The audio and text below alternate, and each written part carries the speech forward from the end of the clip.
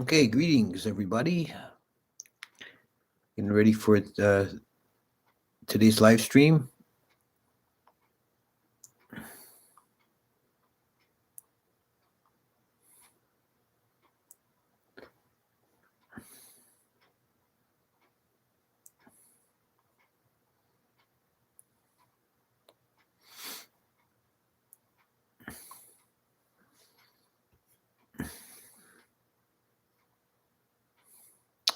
Okay, we got people jumping in now. A few minutes to go.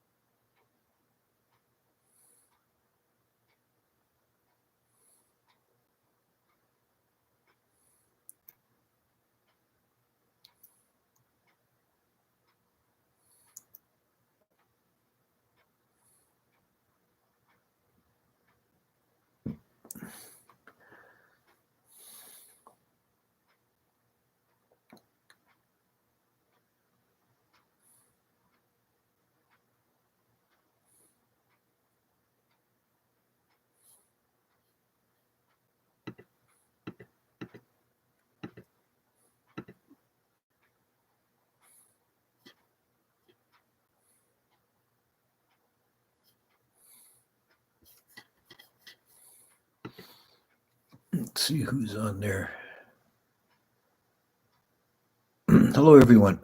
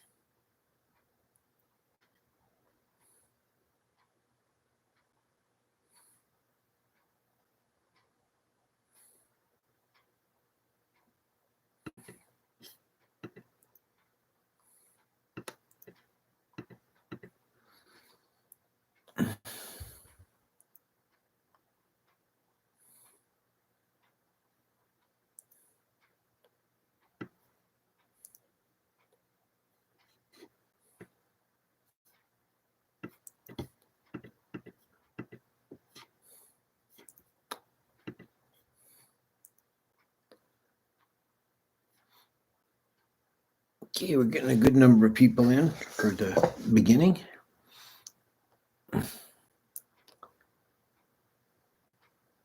Just about almost time.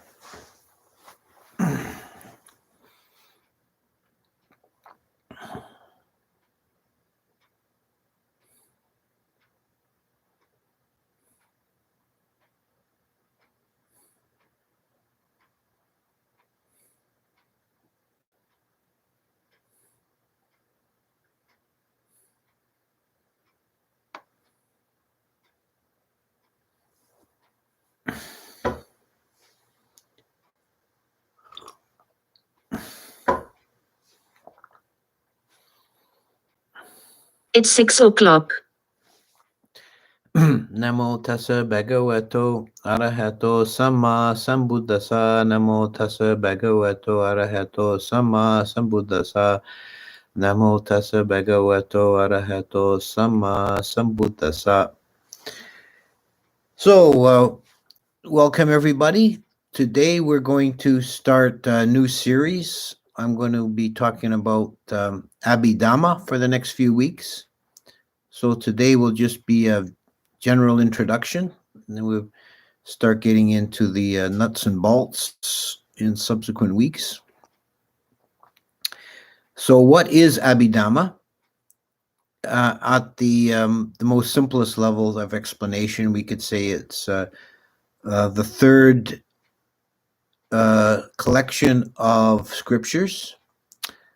There, in the Pali Canon, there are three main divisions of scripture. There is the Sutta Pitaka, the record of the discourses of the Buddha, the Vinaya Pitaka, the rules and procedures for the ordained Sangha, and the Abhidhamma Pitaka is the third one, is a collection of books that deal with details of the teaching of Dhamma in a very technical way. So unlike the Sutta Pitaka, there are no stories, no anecdotes. In general, it makes for very dry reading. The style of the Abhidhamma is just to list and define particulars dealing with the workings of the mind in general. The word Abhidhamma could be translated as the further teachings, or perhaps the higher teaching.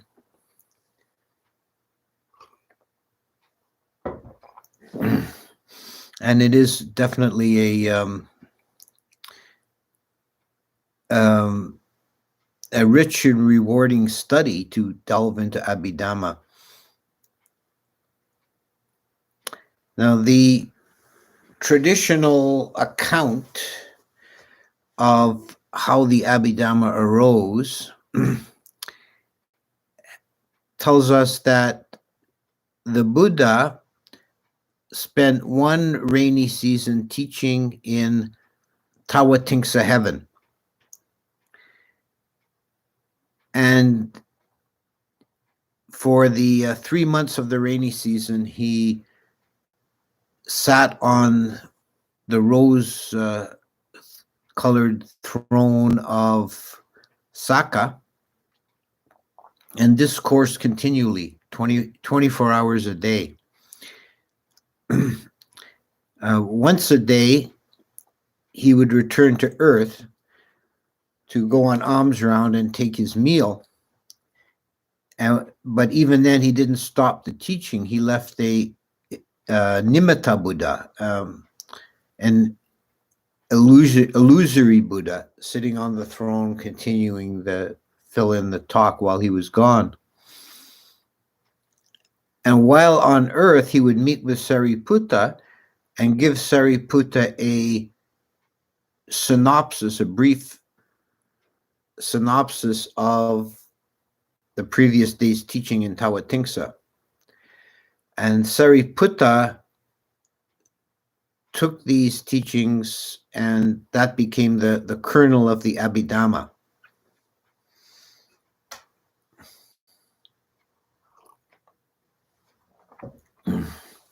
So this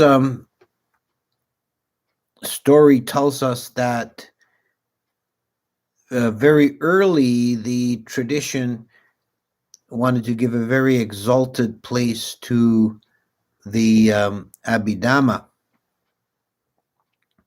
And as beautiful and colorful as this story is, we have to be, I think, a bit cautious about taking it literally, because if we look at the Abhidhamma from a historical, critical perspective, it does appear to be a few centuries later than the time of the Buddha. And one indication of this is that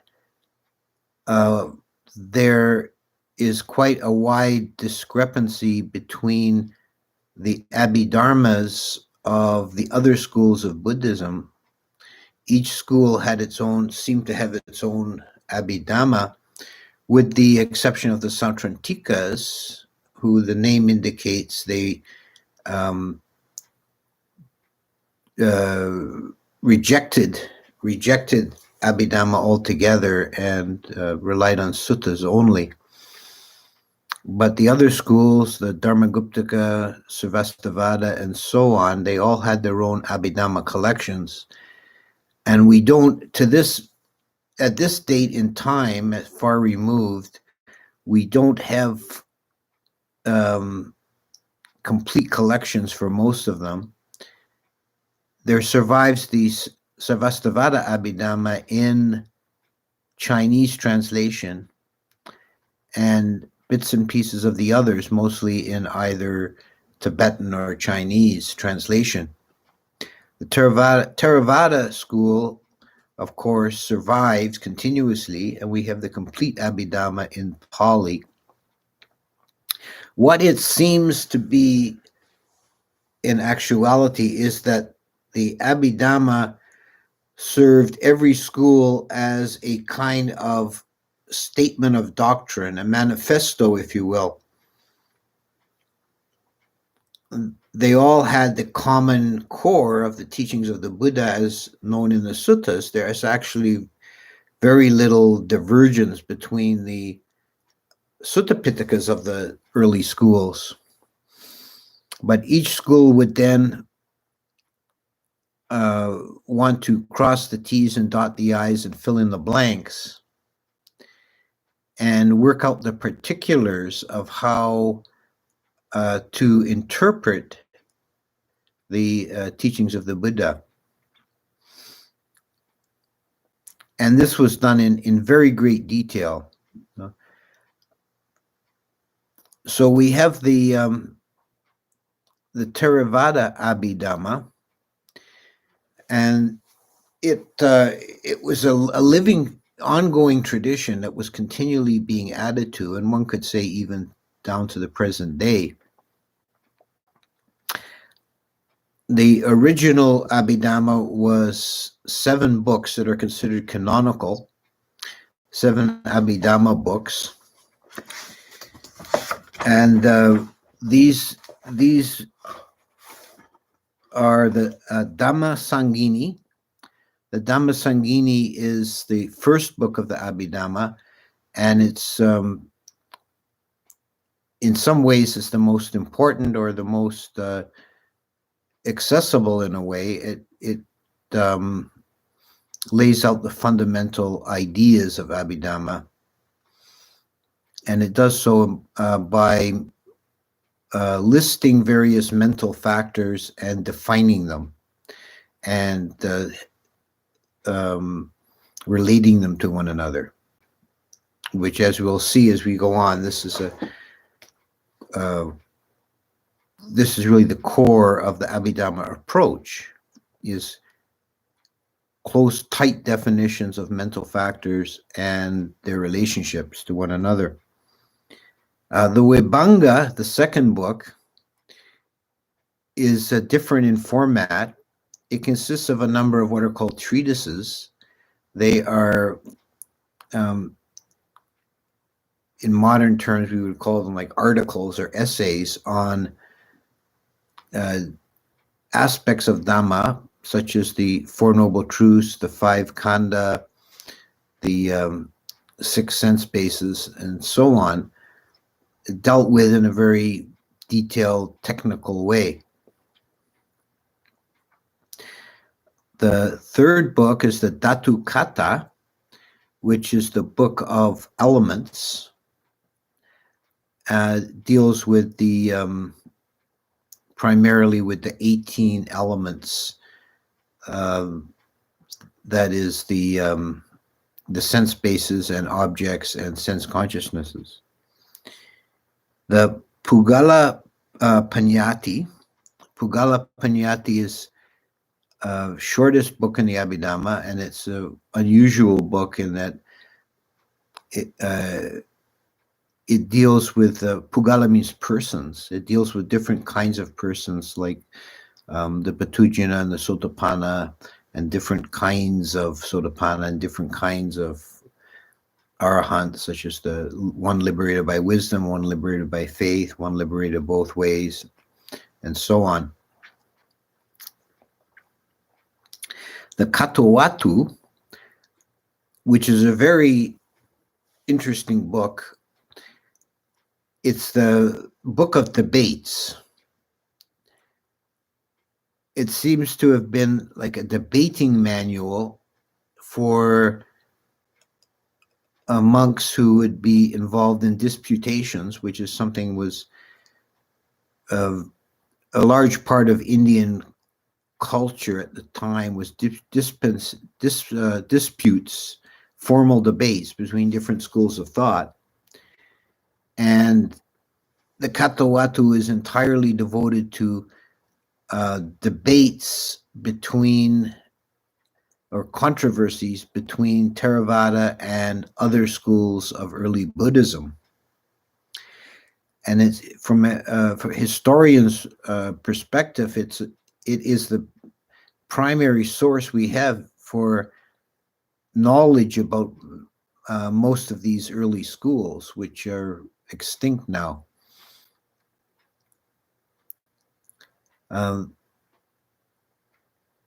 The form of the debates is a back and forth arguing of a point. And it being, of course, a Theravada book, the Theravadan wins the debate every time. It seems to have been like a manual for, what your opponent's arguments might be and how you might counter them. The Yamaka is sometimes called the Book of Pairs. It's a list of various dhammas and definitions and what's included in what, and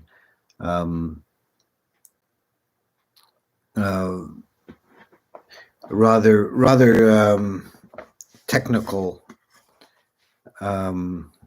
approach.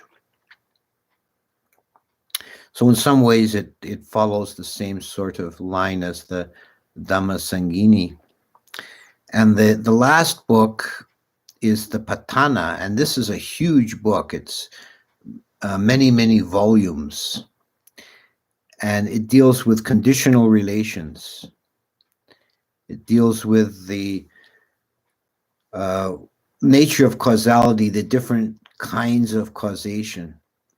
Many of you may be familiar with the 12 nidanas of the Paticcasamuppada, the dependent origination.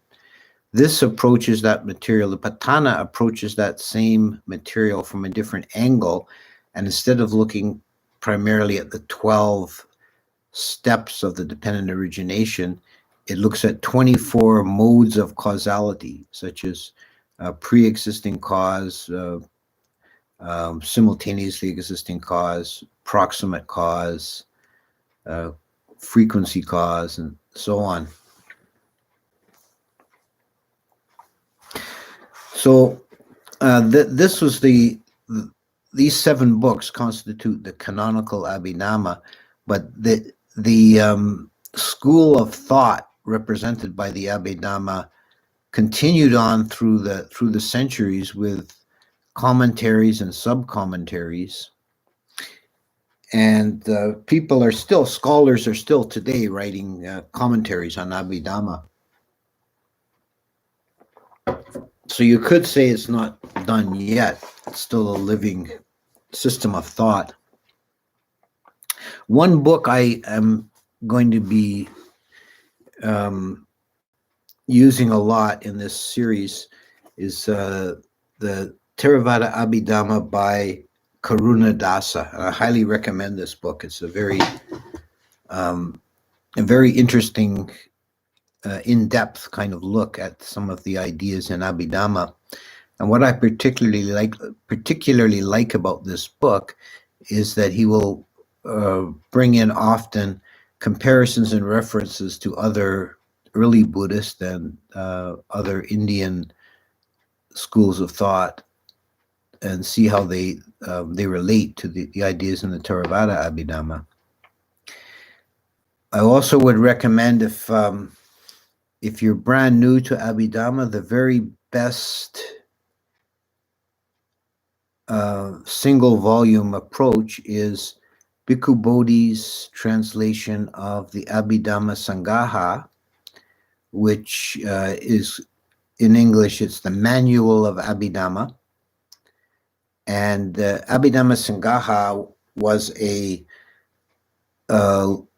medieval commentarial work providing a synopsis of the whole Abhidhamma in one volume. And Bhikkhu Bodhi's translated it. He's a brilliant translator. And he's also added his own discussion and commentary, because the book itself is actually quite short. He's added his own commentaries and explanations. And that will give you an excellent overview. So that's the Buddhist manual, or the Manual of Abhidhamma by Bhikkhu Bodhi. So the Abhidhamma, in general, is a very detailed and sophisticated system of thought that we could call a psychological system.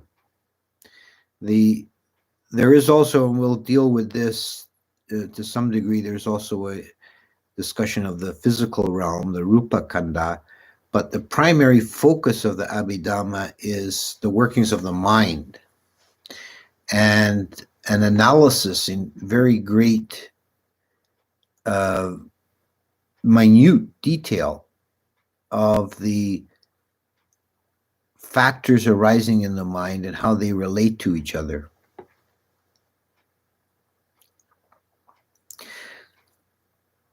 There are some concepts in Abhidhamma that are central to this way of thinking. Primarily is this is what I want to focus on for the remainder of this talk, is the concept of a Dhamma. This was a way of thinking about reality that is very characteristic of the Abhidhamma. It's not really found explicitly in the suttas, although you can find places where the kind of implies the Dhamma view. A Dhamma is the basic constituent of reality. Every moment of the mind, there are Dhammas arising, and every physical object is composed of Dhammas. It's in some ways, it's like an atomic theory. The Dhammas are considered to be the ultimate realities, Paramatta Dhamma. And it's explained very explicitly in the Abhidhamma that when we say that a Dhamma is the ultimate reality, it does not mean that a Dhamma is some solid, discrete object, because a Dhamma is also conditional. It only exists because of other Dhammas. It has no self-existence. And this was the critical point that it all revolves around, is the idea of emptiness, of no self-nature. In a lot of Indian thought outside of Buddhism, there was some idea of substance and quality. There's either a primordial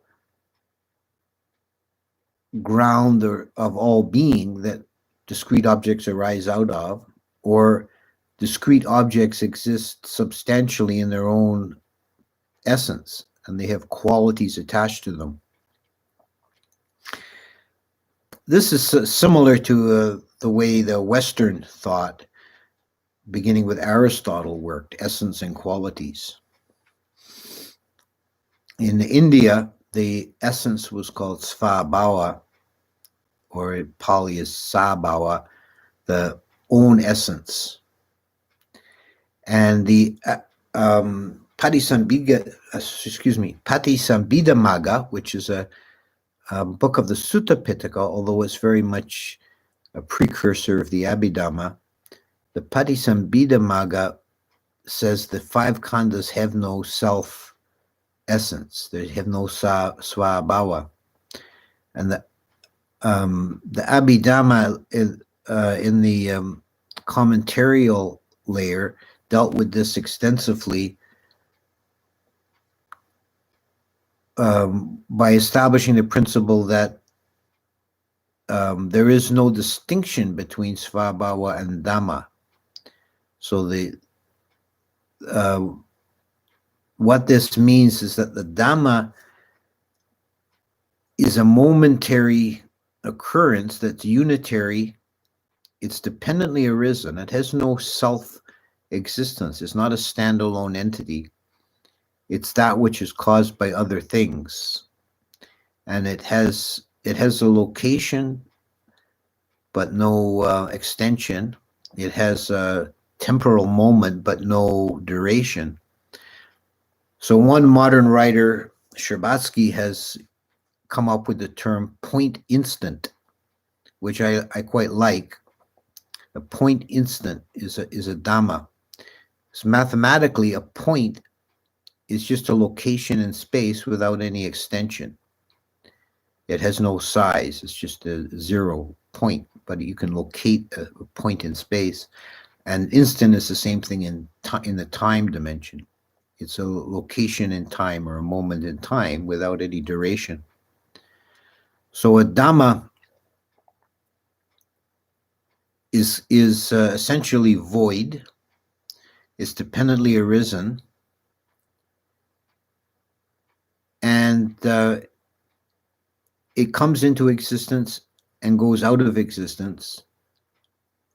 And Dhammas do not ever change into anything else. They just cease to be. So for example, applied to the physical structure of the world, there's one of the kind of paradoxical statements of Abhidhamma is that motion is impossible. What we perceive as motion is subsequent arising in adjacent locations.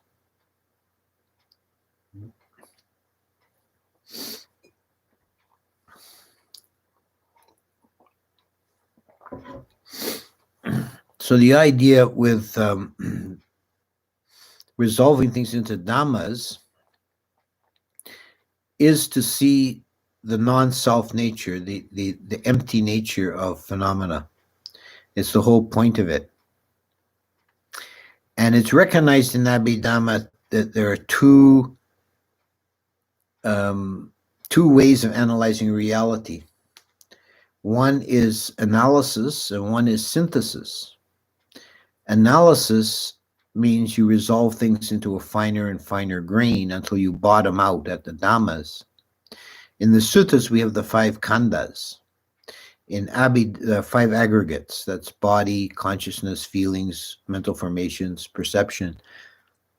In Abhidhamma, each of these is broken down into many more finer constituents. And the end of the analysis is momentary Dhammas.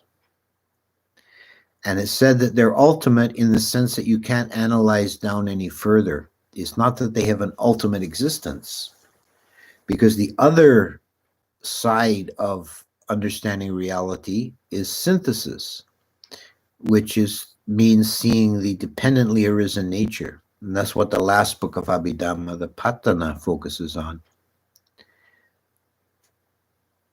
So one definition of a Dhamma is that which is born by its conditioning factors.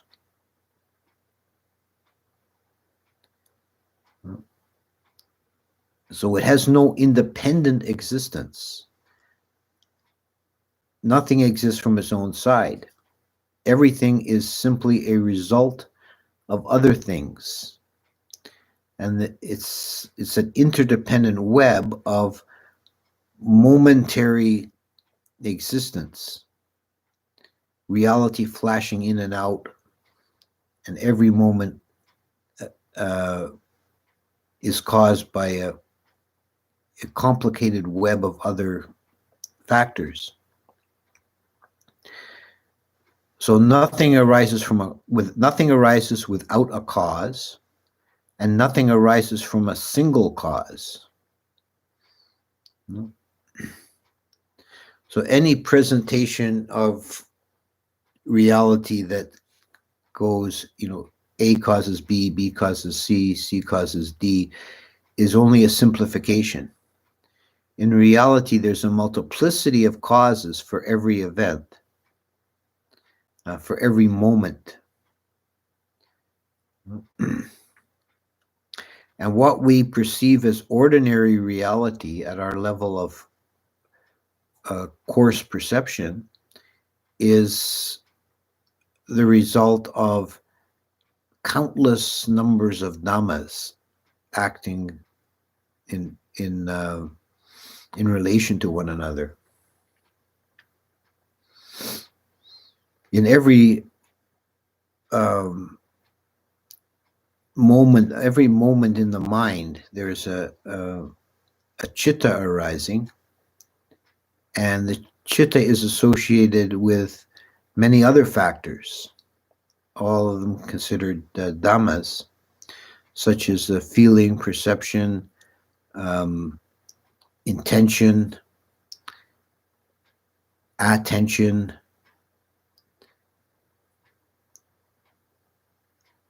so all of these factors are dhammas.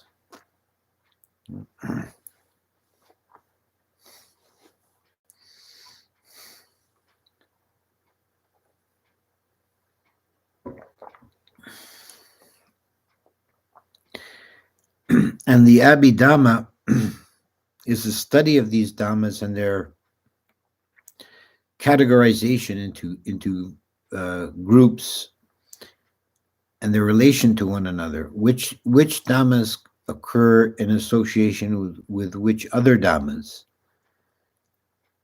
And some dhammas always arise associated with certain other dhammas, and some dhammas are incompatible. They never arise together.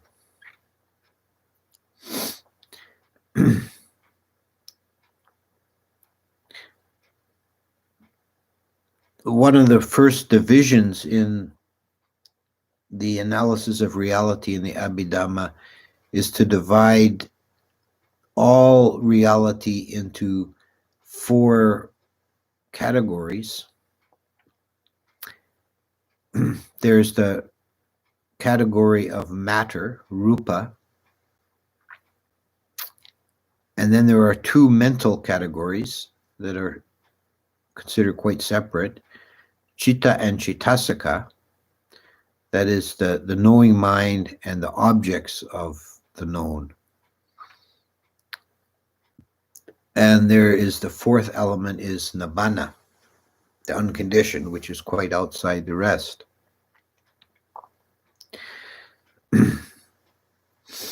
This distinction between chitta and chittasika is something very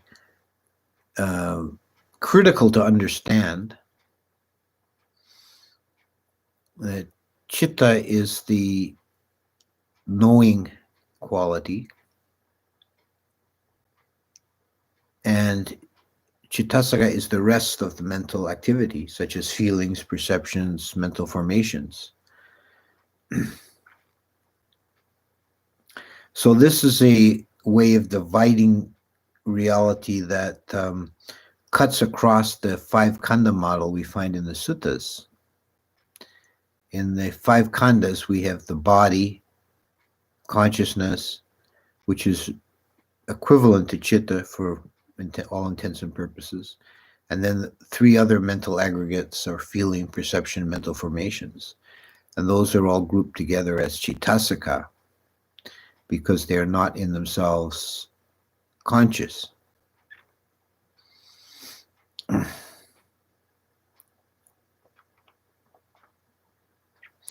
And if you consult books on Abhidhamma, they'll often include charts and diagrams cross-referencing these various factors and which ones occur with which other ones, which Chitasakas occur associated with which chittas, for example, is a very large part of the study.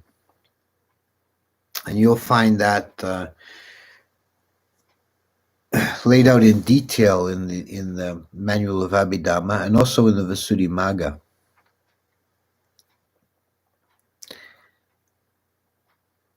So the Abhidhamma analysis is not just an intellectual exercise. It has the same purpose as the suttas, which is to lead beings towards liberation. It's a way of understanding and approaching reality to transcend and overcome the attachment to self. And at the deepest level, this means the attachment to substantiality.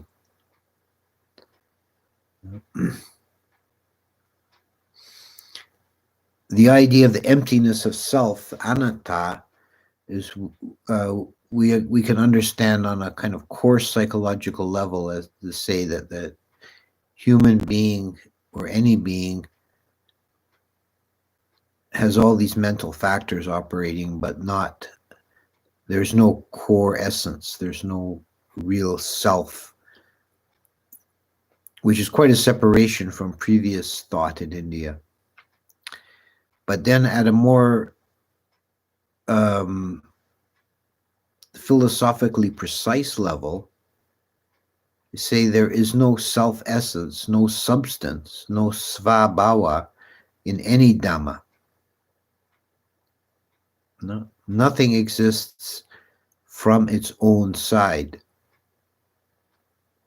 Everything that we can analyze reality down to these fine points of occurrence, these events, these point instants, and we don't find anywhere a substance to it or anything that we could call like a substantial standalone entity. There's only a relationship between all these various factors coming together like intersections of a web. At this moment, we call that a Dhamma, and it only exists for a moment. And besides that, there's nothing else. There are causes and conditions, but there's nothing that is acted upon. There's only the action itself.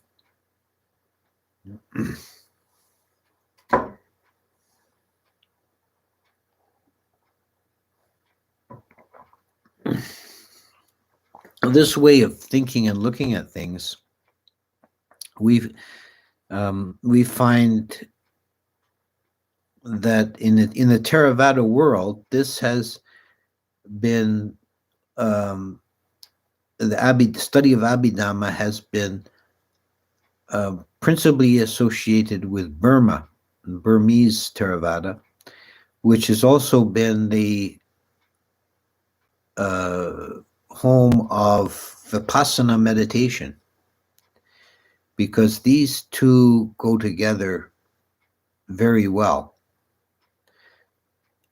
The Abhidhamma arose most likely from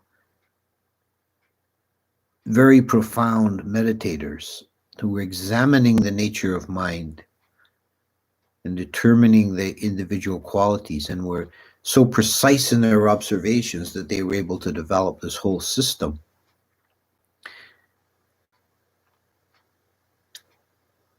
And it gives it gives a structure and a coherence and a vocabulary for meditators to understand what's happening in the mind.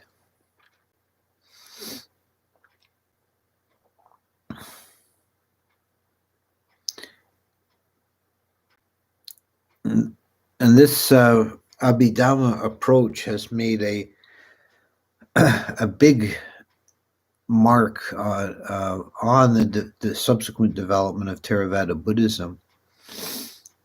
In the commentarial period, which was quite a bit later than the formulation of Abhidhamma, say from Buddhaghosa's time, which was roughly 1,000 years after the Buddha.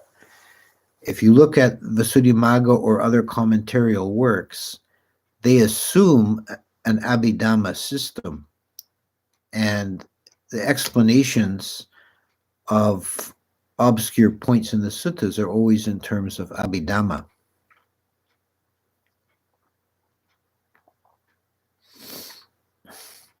Abhidhamma aims to be very precise and particular, and it does this by going into great detail.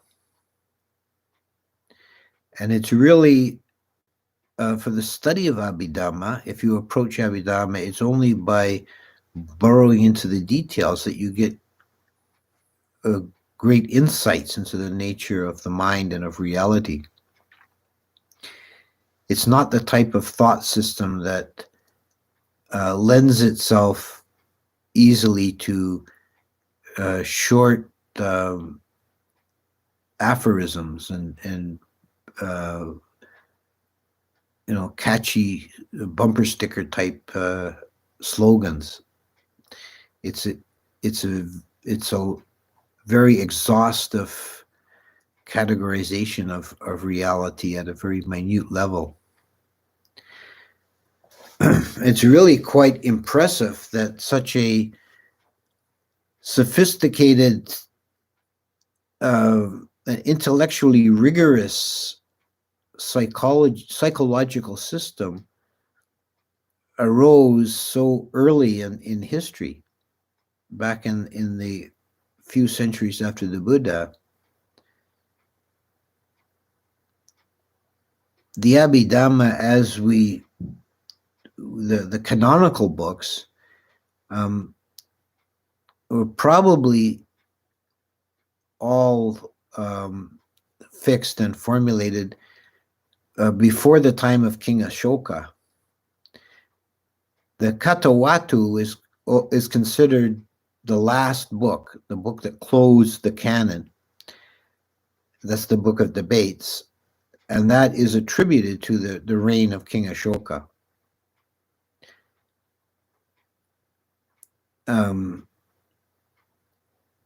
And had some relation to the Third Council, whether it emerged out of the Third Council or was a preparation for it.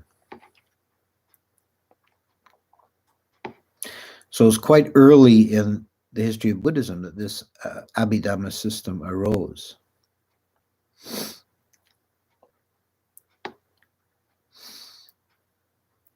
At least in the form of the canonical books. So I'm going to leave it there for today. I think we've covered the basic the structure of the Abhidhamma, and they at least introduced the first principle to understand, which is the idea of a Dhamma. The whole Abhidhamma is, in a sense, a study of Dhammas. And next week we'll start getting into some of the particulars. Okay, so I'll stop there and see if there's any questions come up.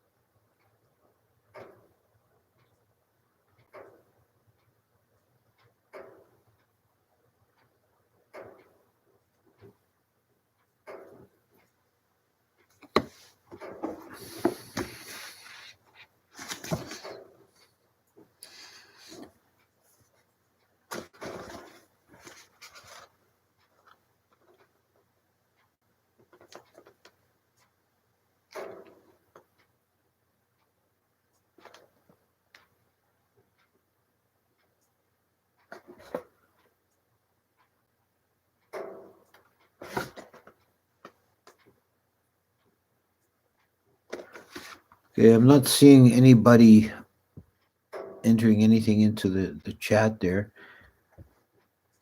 I'll put in the title of the couple of books I recommend.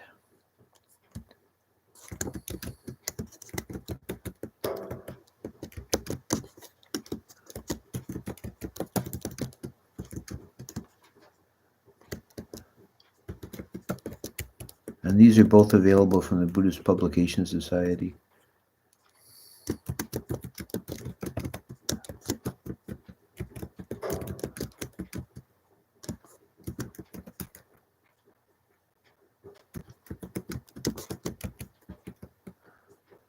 Abhidhamma is a psychology of mind.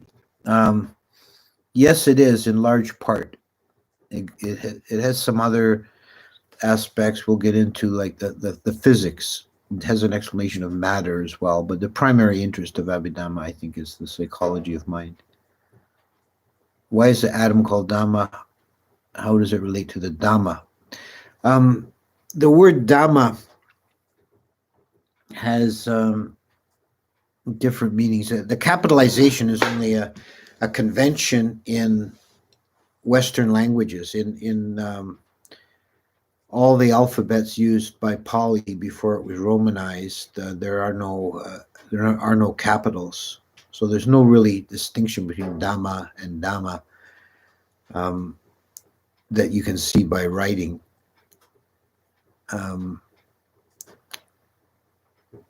Dhamma, used in the general sense, is of course the teaching, the truth, the fundamental reality. Dhamma is the relation is that Dhamma as a so-called atom is because it's the fundamental reality. It is the fundamental reality, is a Dhamma, small d with the English convention. And the big D is the expression of that on a macrocosmic level.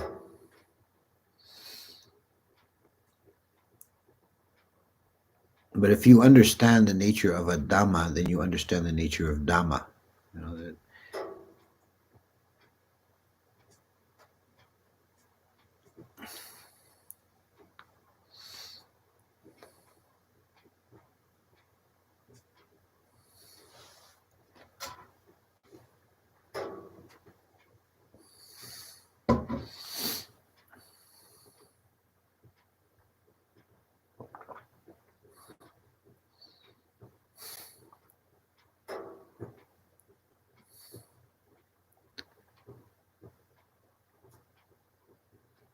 I have appreciated learning about Abhidhamma. So far, has been disparaged my teacher, so I know none of it.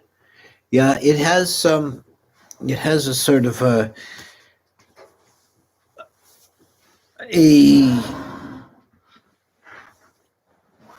what's the word? It's like I don't want to say a bad reputation, but a kind of a some people do discourage it because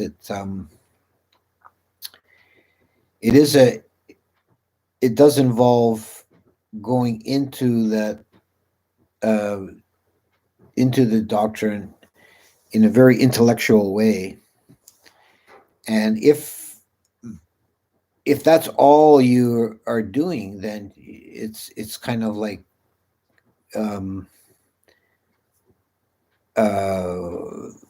counting. Like there's a phrase in one of the suttas is it's like counting another man's treasure, like the treasurer of the king counting all the gold pieces, but he doesn't own any himself.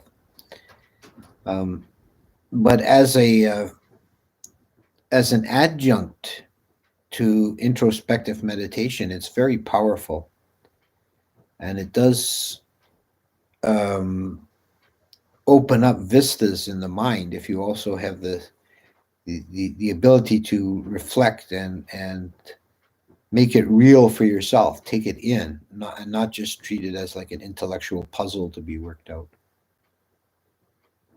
Is Nibbana synonymous to the source of things? No, that's completely wrong. Nibbana is not the cause. It's outside of causality.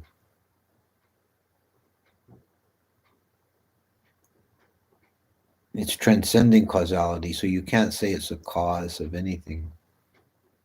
Does one need to know Abhidhamma to attain enlightenment? No. No. It might help. And for some personality types, I'm sure it's a big asset, but it's not necessary, and certainly not necessary for everyone.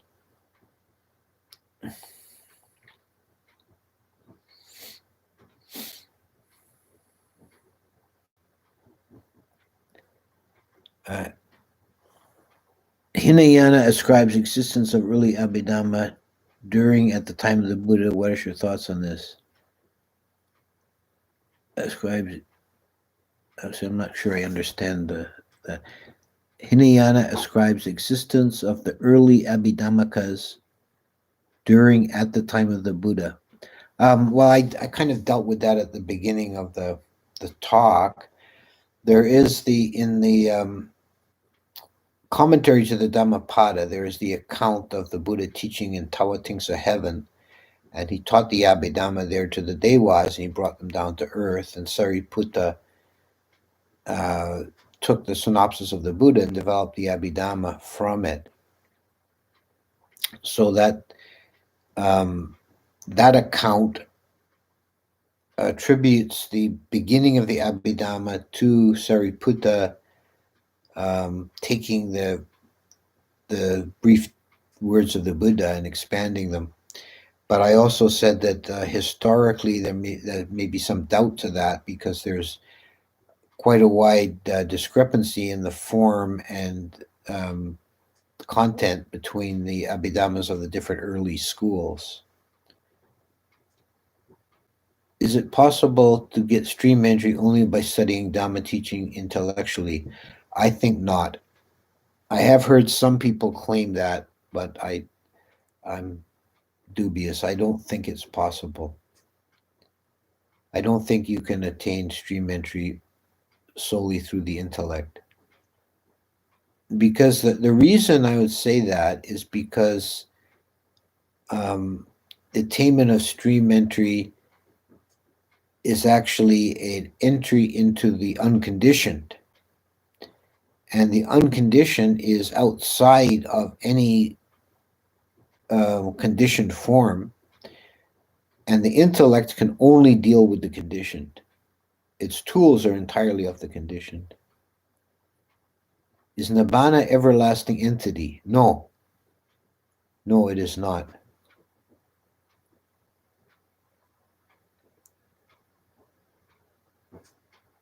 Nibbana is akaliko. It's outside of time. Past, present, and future, and the flow of time is again something entirely within the conditioned existence. Nibbana is nothing to do with time, so you can't say it's everlasting. And you definitely can't say it's an entity, because it's no substance. It's also anatta, sunya.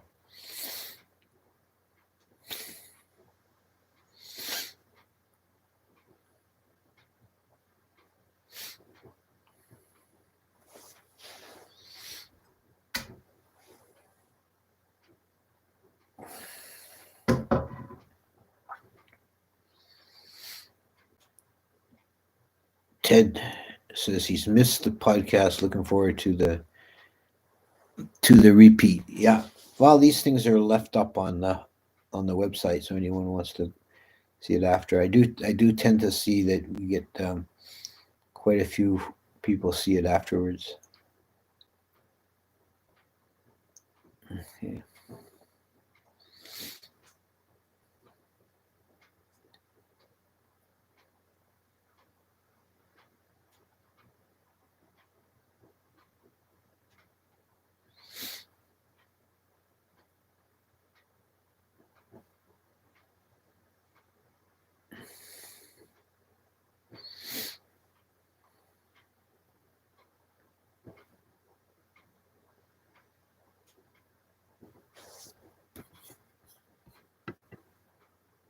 Okay, so today is the 21st. So I think people who have been on here before know that I sometimes have limited bandwidth at the end of the month. So next week, I'm hoping we'll be able to do it. If my bandwidth is too limited, then I'll put up a notification, and we'll have to skip a week. But hopefully, we'll be able to continue next week as scheduled.